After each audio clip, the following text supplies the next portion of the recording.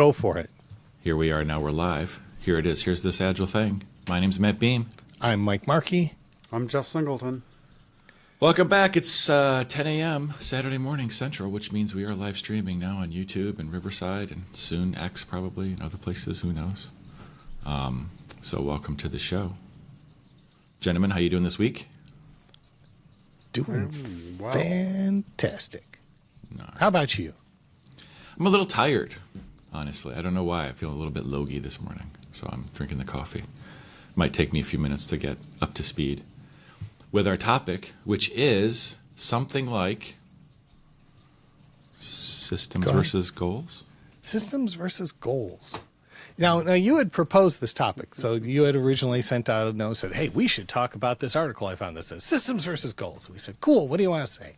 What, pray tell, drew you to this topic based entirely on a title? What drove you to it? I don't know, bro. It really was a feel thing. It was an affinity mapping kind of a thing. It just felt like the right thing to talk about. I do think there is some, it's fertile ground. So maybe what caught my attention was one of the things I like about SAFE is they talk about systems thinking, right? Mm-hmm. And certainly, Jeff, they talk about systems thinking. It's They in the talk about a brochure. lot of things and claim to have. Yeah. Never mind. Yeah. Sorry. But it's Carry no. on. Carry on. Let me put it this way: systems thinking is not a thing originated by SAFE, right? They got it from God, other no. places. Yeah, God, no. Nothing we- was originated by SAFE. So I regret dropping the SAFE grenade. So early. That's fine. That's fine. Yeah. You Hey. evoked a response, and I did. That was sufficient. I just ignored you. Yeah. That was fine. We're having fun already. That's the point of the show. So systems thinking is a very valuable topic. Let's put it that way, right? So one of the things that we try to do, I think, is talk about what is your system of delivery that we've got. How is it flawed? How is it effective? How do you want to improve it? Should managers explicitly think about owning the system of delivery, taking responsibility for improving it over time? What does that mean? And so I'm taking that as sort of a premise or an assumption that that's a lot of what you need to do if you're trying to get more effective at flow and maximizing the flow of value and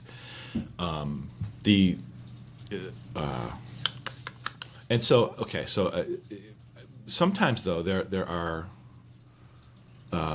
pitfalls to that. One of them is goals, metrics, incentives, right? So there's a famous Deming quote, W. Edwards Deming, that talks about goals.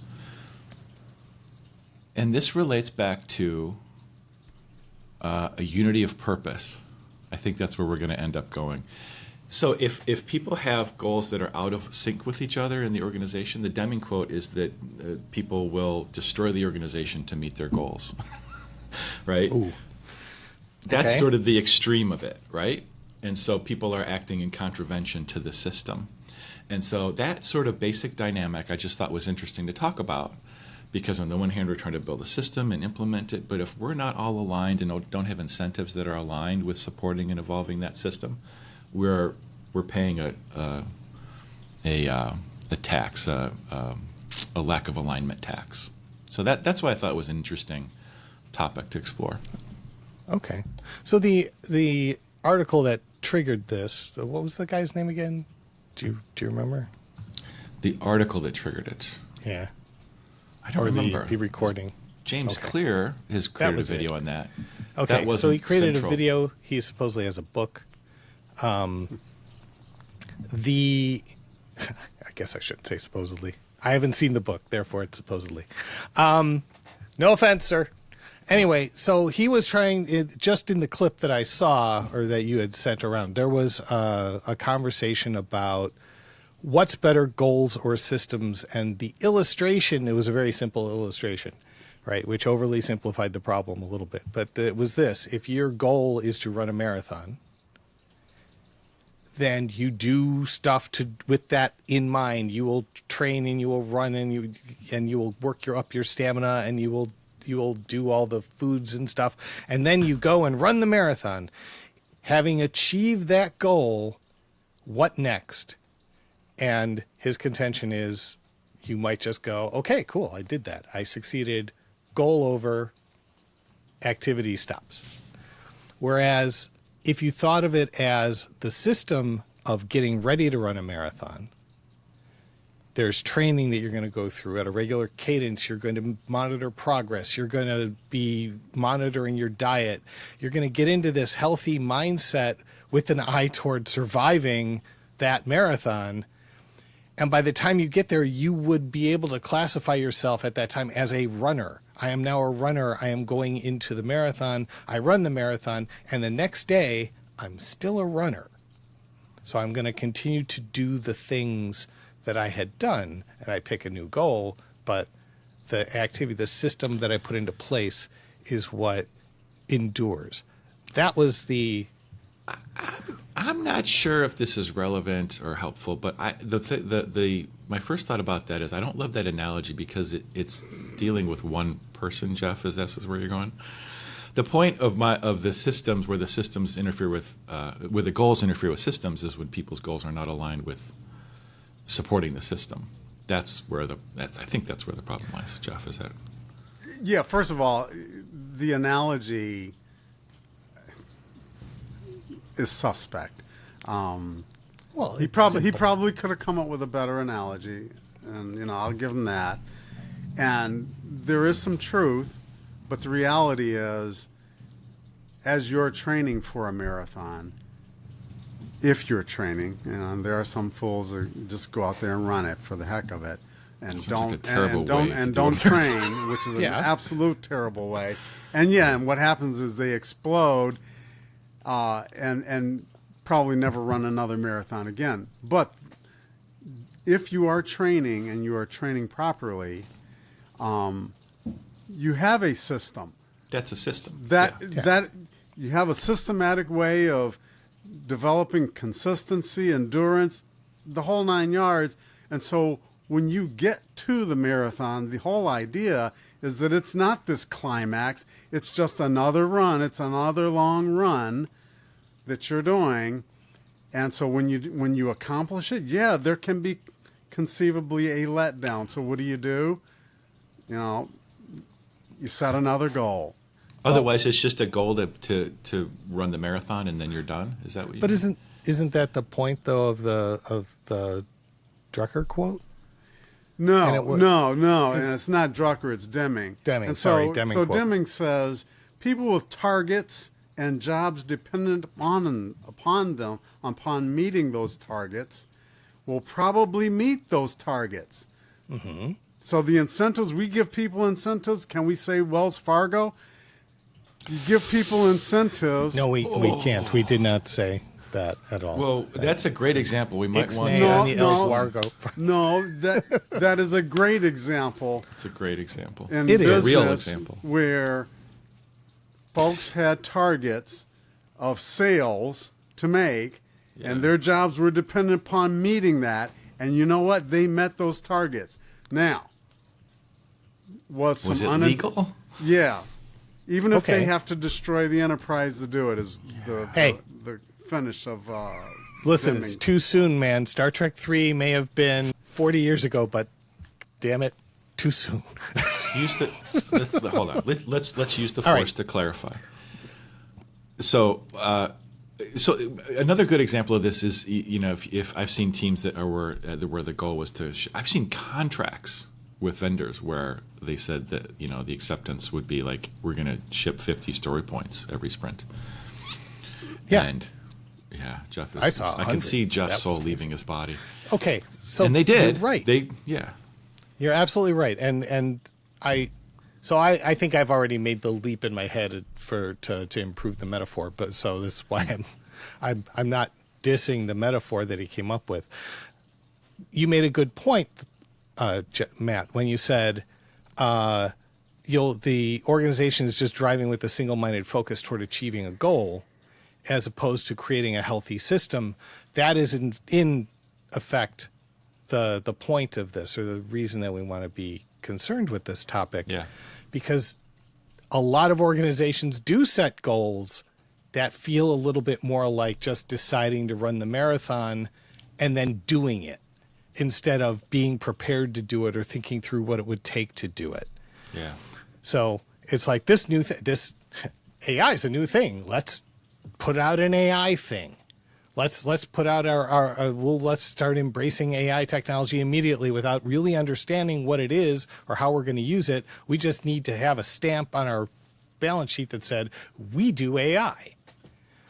So, yeah, I do think we want to have a balance. Like, it's not that goals are bad or milestones are bad. Like, they can still be clarifying. I think the risk is if we don't all, like, when you add up all the incentives and all the goals together, because the organization has a boundary to it, right?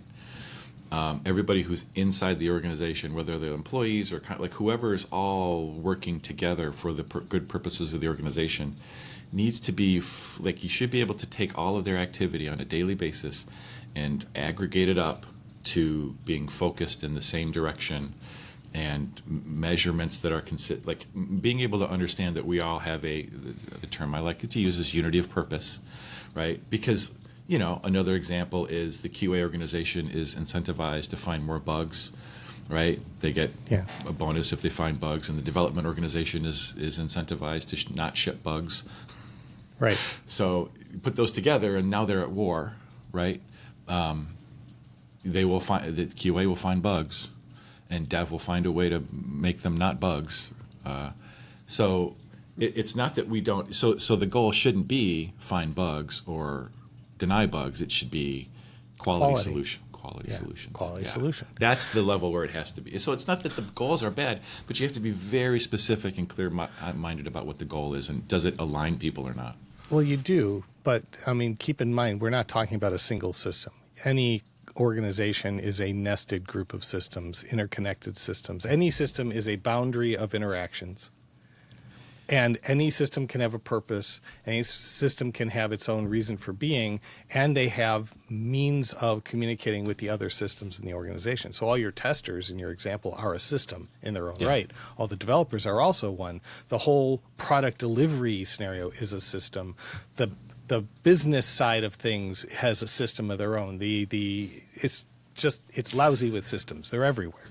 Yeah, but we have to make sure we integrate them, though, at that level. They should all be, they're all under a unifying higher order thing, and they should all be rowing in the general direction of wherever the flag has been planted that they need to go. And so that's where the failure happens, right? Yes. Is at that level of integration. Yeah. But we need to build healthy systems that have the capabilities to achieve the goals, not just any old system that gets you to the goal. So in the running example, I failed to finish. I made it to the end of the 26-mile slog. I was the last one to arrive, and I can't walk anymore, but I did it. Gosh, I'm sure glad I decided last weekend that I wanted to run the marathon. You know, from a business perspective, we need to do this thing. We don't know what we need to do, and we haven't really developed a learning capability or an innovation capability in our organization. We've created an organization that responds well to command and control. People do what they're told to do. We have told them the new goal they're going to reach. Now go do it, or we'll hire people who can. That is not a healthy system. Right? That is not a learning system. When we go into an organization, we look at those situations and we say, okay, we want to empower the teams. We are trying to evoke self-organization, some sense of ownership in the people doing the work. That means you as a leader setting this command in place need to kind of step back, tell them what the point is, tell them what the purpose is, get them to buy into it, and then enable them to try, and don't punish them for screwing it up. There's going to be mistakes. In a healthy innovation organization, there will be mistakes, and it's okay, right? We do things in short steps so that we can control the degree of failure. The impact of the failure, right? Let's try a short experiment, see if we're heading in the right direction. If we aren't, change direction, fix it. Don't wait to the end of the marathon to go, I really should have worn shoes. Crappy system. Yeah, the marathon example is interesting because one of the characteristics of systems I've seen defined one of the most common characteristics is it's sustainable, right? You don't end up in death marches or death runs. It should be, we should be able to do this indefinitely. I mean, that's a thing that explicitly, it's one of the values in Agile. It's also a characteristic of a healthy, stable system, right? You can just keep doing it. And the way that one of the reasons it sticks out to me is that as we build these systems for clients and people, one of the things that we see is if we haven't properly sort of emphasized why systems are so powerful, and people are not thinking about owning and improving the system, they will find exceptions to the system, right? So we've got to, let's take the simplest example I can think of, a Scrum team, right? Let's say Scrum, let's leave aside whether Scrum is good or bad, or obviously it's a tool that works in certain circumstances, right? But if you really need a Scrum Master and a product owner and development team members, and like Scrum says with those roles, and then you find that the Scrum Master is not available. They're never there because they have to be here or do this or blah, blah, blah. Or the product owner doesn't come to refinement. It's we build a system that depends on this. It's like another system is a grandfather clock, right? One of those old mechanical things. It's full of springs and levers and things, and every part of that thing has to be there, right? You can't add a part, or you can't take out a part without suddenly you don't know what time it is. That's my favorite analogy, right? That's a good one. So either you're going to build and maintain the system, or you're not. And the idea that you're just going to take out the catchment and it'll be okay. To me, that feels like a failure of appreciating or communicating the importance of thinking of the system as a thing you need to own. And We're going to build a grandfather clock, but we're going to take the pendulum out because it's not available a lot of the time. The pendulum's busy. He's got other stuff to do. The pendulum, that is the thing that sets the pace and sets the cadence of the whole clockwork. We're getting rid of that. Yeah. And in fact, without it, the whole system, especially in a grandfather clock, just stops. Yeah. I know, because I have 2 of those ancient devices in my house.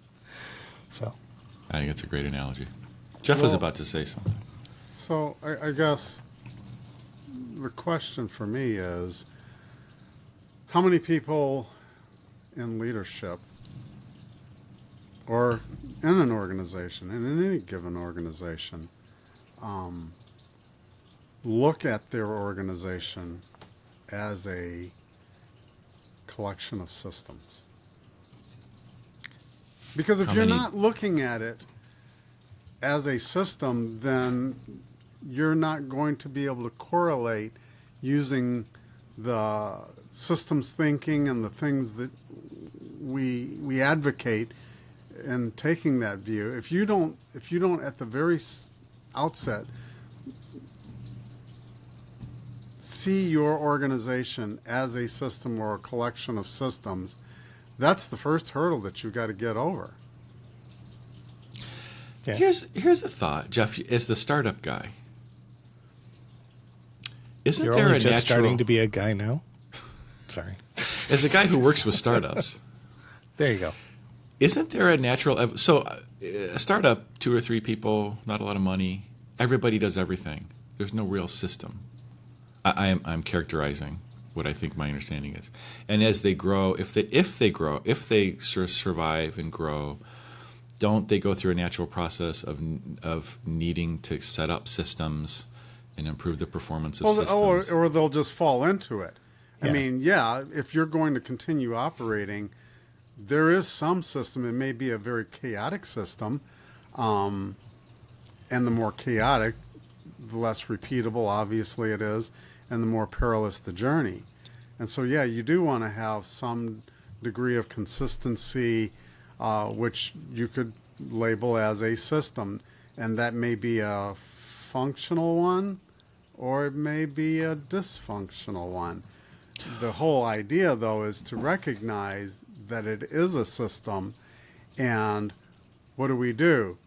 We recognize that, we identify what are the levers that we can use to improve it, and using the tools like an ABC model, for example, antecedent, behavior, and consequence. So understanding that where we are today is a consequence of things that preceded, some behaviors that we engaged in. Maybe it was decision making, maybe it was shortcutting, maybe it was whatever. Yeah. And there was an antecedent, there was something that preceded that. So it's all connected. See, I don't know if this is interesting or not. Maybe it's just a definitional question, but I thought you were going to say at the initial startup stage, there is no system. It's just kind of everybody is sort of taking care of everything. But you still think of that as a system? It's Just still a very- system. Any interaction of individuals is a system. That's like the baseline definition of a system. It's don't know and if it I always agree with involves that. people. Well, that's the one in systems thinking that they kind of go with. It's any collection of a system, any collection of individuals and their interactions can define a system. The system is defined by the boundary we draw around that, and we say that within that boundary, everything within that boundary is within the system. Now, whether that startup thinks of it or not, they have created a system. It could be a system of founders. It might be a system of just the original 5 people who conceived of the idea and got it done. And then it starts growing, and then they create departments to get things done. They create the little silos of activity. Okay, I as this my part within this founding group is going to lead the IT team, and you're going to lead the sales team, and you're going to lead the QA team. And you've created subsystems within that organization. You were right earlier on, and then you devolved into the siloism crap that we see well, it's just an in example. a larger organization. So That's- you're saying when I went to the silos, it was no longer systems? Because they are systems. It's just not a good, healthy it's setup. definitely not healthy, no. Right. So if you had a systems thinking approach when you did that, you would build those divisions or those things differently. Probably. I would So hope. anyway, go on. Do you're the startup guy. Startup take guy. it. Do startup man. Go on. Give me a better example then. No, I think you were right that their function, if they are functioning in any manner to produce something of value, does automatically define it as a system, but whether they recognize it or not. Mm-hmm. The point is, if you're recognizing that, how do we change, how do we improve the system that we have? And it means you have to recognize what are the consequences and all the things that had to precede that. And those are those levers that you're going to have to pull in order to invoke change in that system. Mm-hmm. So, we talk about having introspection and adaptation.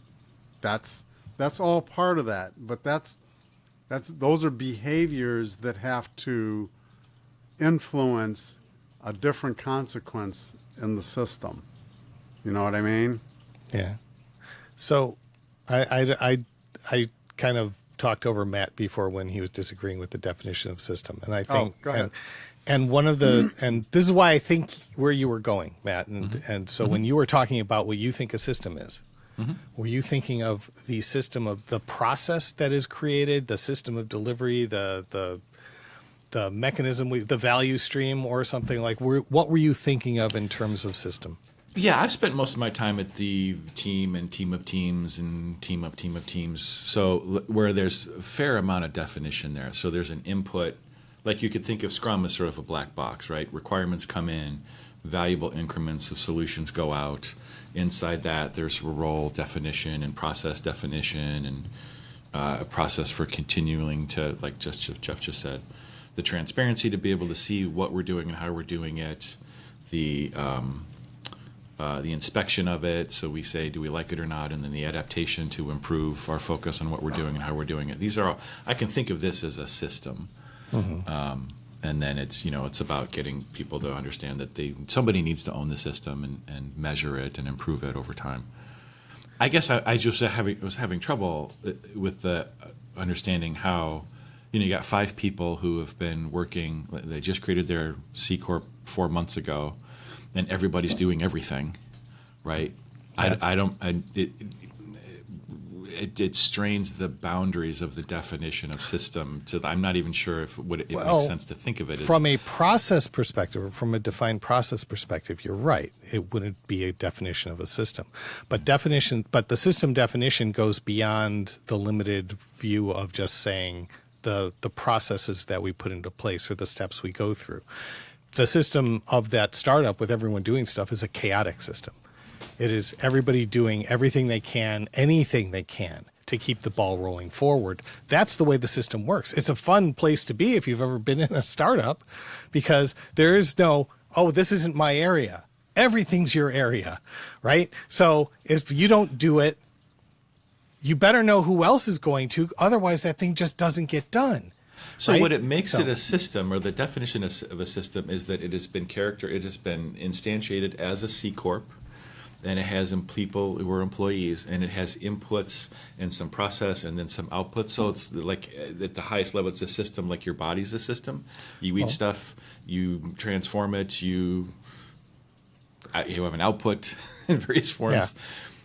Okay. The definition of a system is any collection, I'm looking this up, any collection of interconnected components, including peoples, processes, technology, and data that work together as a unified whole to achieve a specific business goal within an organization. So just forget business, just say goal. Yeah. So it's any collection of anything. So you're emphasizing the processes. I was kind of emphasizing the people, but Yeah. really all those things come together. They're all systems. Yeah. Okay. So there's input. So, okay. Yeah. What sticks out to me is there's inputs and there's outputs, and there's a purpose to it. There's a teleology, you could say. There's values and actions to achieve those values. Okay. So the original point was, should we be focused on goals or should we be focused on building systems? And the answer is yes. We should have both, but we have to be very careful how they interact. And are we creating? I think in my mind, maybe it comes down to the keeping incentives in mind. The wrong incentives will absolutely murder you. Yeah. Then Deming's prediction comes true. Yeah. Is that you will do anything at the expense of the larger system. So then the question is, how do you get people aligned and focused in the right direction? How do you have a unity of purpose? The theory of constraints has some thinking tools about this. There's a thing called the goal tree, where you map out the goal tree of this person and this organization and this person and this organization and this person. And so then you're able to see where there's conflicts, like the QA is incentivized to find bugs and the dev is incentivized to eliminate bugs. And that's where you can see how to make them come together and figure out how to reconcile that at a higher level. There are specific tools and thinking. I think they call them the thinking processes in theory of constraints. So there are ways to address this in ways that make it explicit and resolve this stuff, but it's not what you'd call intuitive. You have to be explicit and determined and bring it to people and raise it and re-raise it, and right, and point out when the incentives are murdering you. Well, go ahead. No, you go. I think we've all seen examples of improper or ineffective incentives.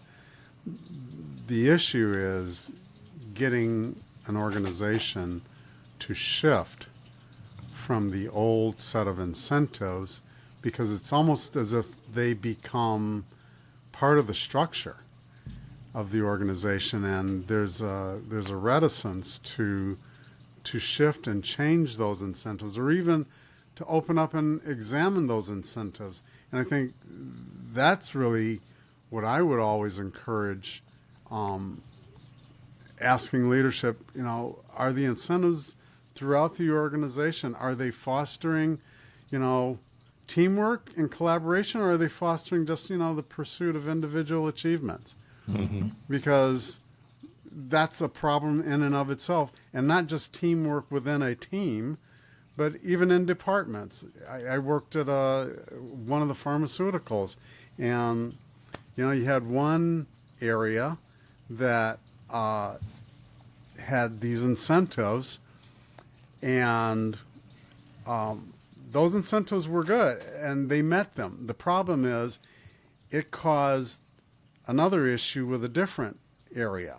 And so what I would think is then that those incentives were really misaligned throughout the organization. They failed to look at the organization as a system and see that, okay, yeah, if we set some incentives for, medical affairs, there's going to be an adverse effect downstream in safety. Mm-hmm. And so making sure that there's an alignment between all the different components of the system, to use your grandfather clock or watch analogy, you can't just say, okay, well, I want, a bigger mechanism here. You have to understand what's going to happen down the road. I need a spring that's twice as strong. Right. Yeah. Yeah. Screws up the rest of the system. So, Jeff, as you were saying that, the thing that came to my mind is most organizations have been taught that they need to set a goal, they need to set some sort of plan for the year, they need to put a business plan in place. And the way that the law of plans states is once you set a plan in motion, you are discouraged from altering the plan because that's a sign of weakness. One must persevere toward achieving our goal. Wow. We set a sales target of $20 million this year, and how are we doing on that? We're only at 2. We need to sell harder. We need to do more of the selling or whatever. Yeah.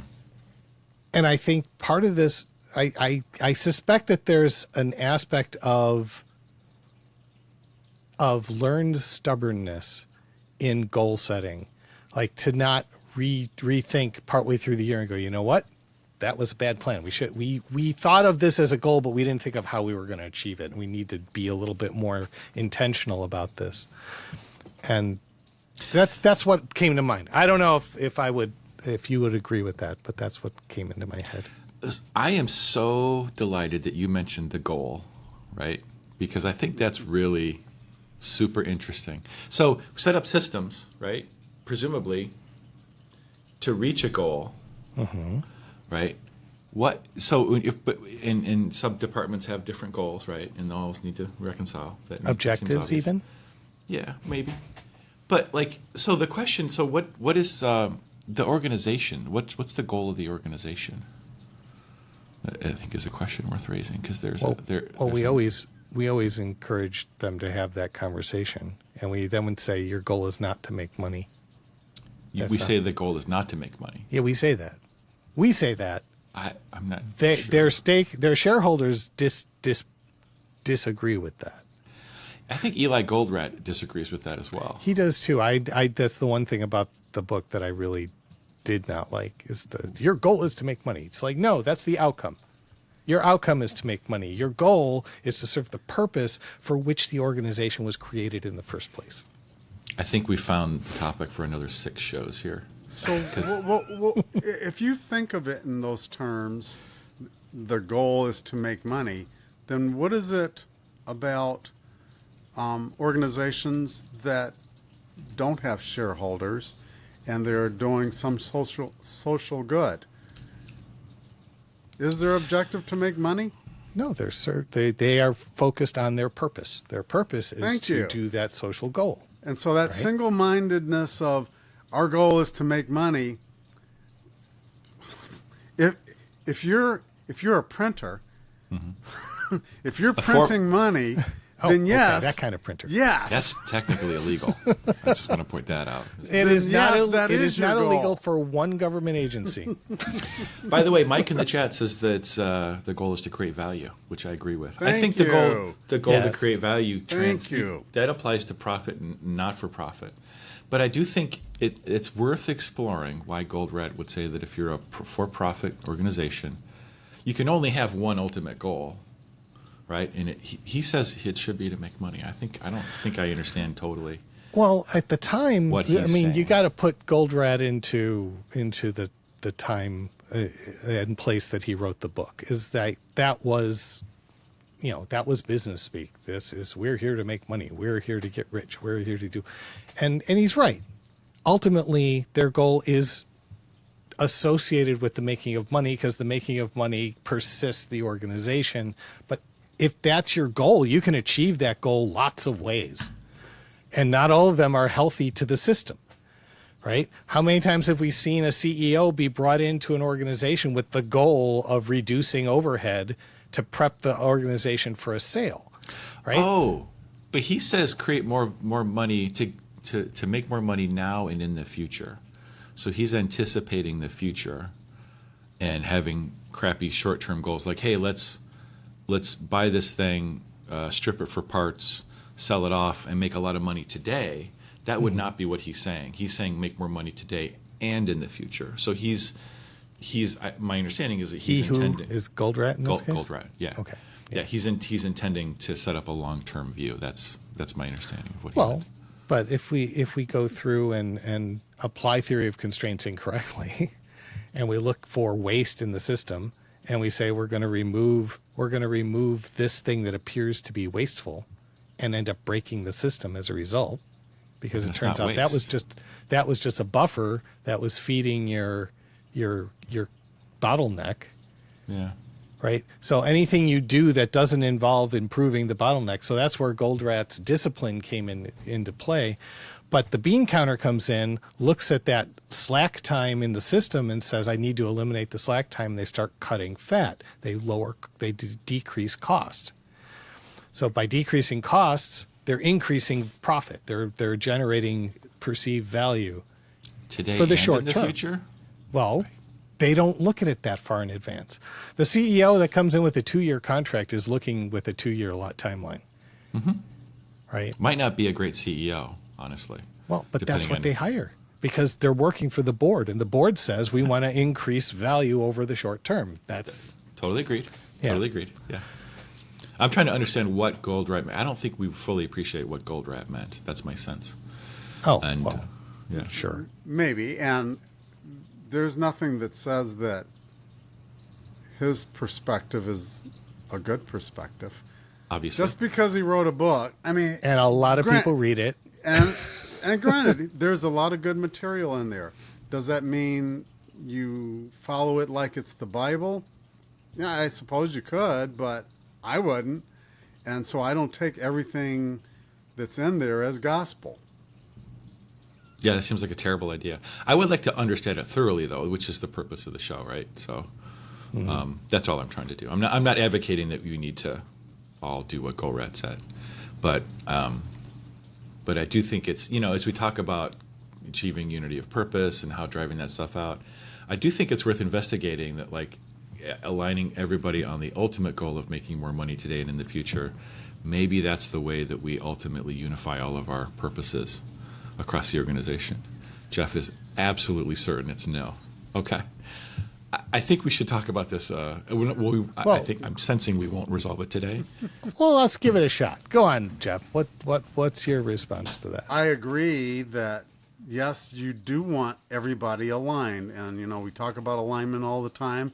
And absolutely, that's got to be, once you've settled on a mission, a goal, an objective, you do want alignment. And then you need to structure your system so that you can achieve the goal.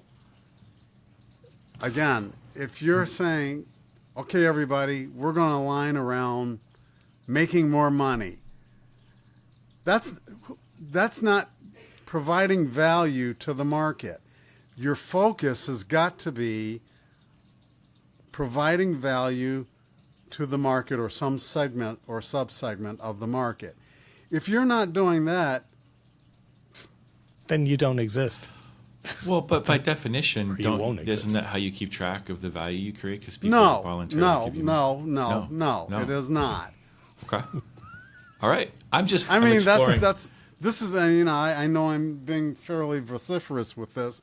I love it. That's just my perspective. Yeah. So if it's not money, what is it? What's the goal? The goal is providing value of some sort to a segment of the market. And how do you measure that? And if it's not if they value it, and are willing to pay you for that, it will help you to sustain, and yes, you may make some profit out of it. So, but how do you? So, if let's say you're the CEO and your goal is to create more value, how do you demonstrate that? Is it in More market sales, share? widening your market, deeper sales. This It is could why be every any number. organization has different goals or has different key results they're trying to get to or different objectives. They have to know how they measure the success of what they're doing. Sometimes it's in dollars brought back in through selling widgets. Sometimes it's in number of customers. Sometimes it's in number of referrals. Sometimes it's in satisfaction levels. Whatever those metrics are, whatever those levers you're trying to pull to adjust those metrics, that's achieving the purpose. A nonprofit doesn't care about the dollars other than they care about the mission. So what is the mission of your organization? Even a completely capitalist organization out there to make money still has to have a mission that resonates with the people who use their product, or they're not going to be in the business of delivering that mission for very long. So, Matt, if the single-minded focus and alignment of everybody in the organization is all about making more money, Yeah, you end up with an organization like Boeing is right now. I agree. I wouldn't say Right? it's single-minded. That's not how I characterize it. I agree that you can become unbalanced in this direction as well. If the goal, however, is to get people transported safely from point A to point B flawlessly without losing a life, now I like that goal. I would buy That's that a goal jet as that I well. can get behind. And guess what? I'm willing to pay for that. So is Boeing? Let's. I don't want to get sued here. Let's say Boeing has not kept that goal of safety and product excellence. Right? They fell off of that. Did they make more money or less money? Well, ultimately, They lost that's all of the money. That's the problem. When Yeah. you focus on pursuing that dollar, let's make more. Mm-hmm. To the, ignoring safety and other things, shortcutting things, yeah, ultimately you do lose. Ultimately, you do lose. You don't make more money today and in the future. So I'm wondering if this nests up in there, right? Like if all of, I'm not saying that the money is the only focus. I'm saying this is, and I'm trying to represent this point of view to understand it better. If you're an airplane manufacturer, the way that you make more money is you create an excellent product that nobody dies when they use it. So I'm not sure that there appears to be a conflict here. I'm not sure that there's a conflict. Does that make sense? I think the conflict, and if there is one, is really only in the positioning. So Yeah. if you're looking primarily at providing something of value to a market, then the money will come. Exactly. Yeah. Yeah. But if it then becomes you want to maximize the money that comes, the decisions that you make might be less valuable to the You might entire lose out system. on money in the future, which would not be the goal. But you're never going to think of it that But way. then, exactly. Yeah. But people don't So then think you need to that get way. better at your job. You Most need to people clarify can't your think goal. that far ahead. They can't think about what they're going to have for dinner next week, let alone what their business goal is in 3 years. Well, then All right, let's not so hire them. one thing is we're about 45 minutes into this. Yeah, we're I almost see to our that goal. there's a chat count incrementing, but I can't see what the chats are. Mike Wagner is saying, the last three things he says, if you can focus on creating value for your customers, the money will naturally come. Totally agreed. Money is a byproduct of value.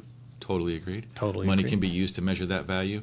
100%. That's kind of the point I'm making. In a free market capitalist system, money is the way that we keep score. Money is the way that we understand if companies are putting the long-term interest of their customers at the center of what they do, and companies that fail to do that ultimately don't make more money today and in the future. So that's why I find it a compelling lens to look through. Again, we need to look at it a little bit more, but yeah, we should find a way also, programming note, to get us all to be able to see the chat so we can interact with our audience, that it's growing exponentially.